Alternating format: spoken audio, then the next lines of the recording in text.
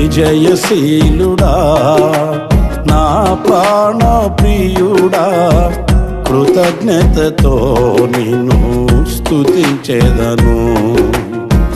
నా యేసయ్యా నిన్ను వేడుకొనగా నా కార్యములన్నీయు సఫలము చేసితివి.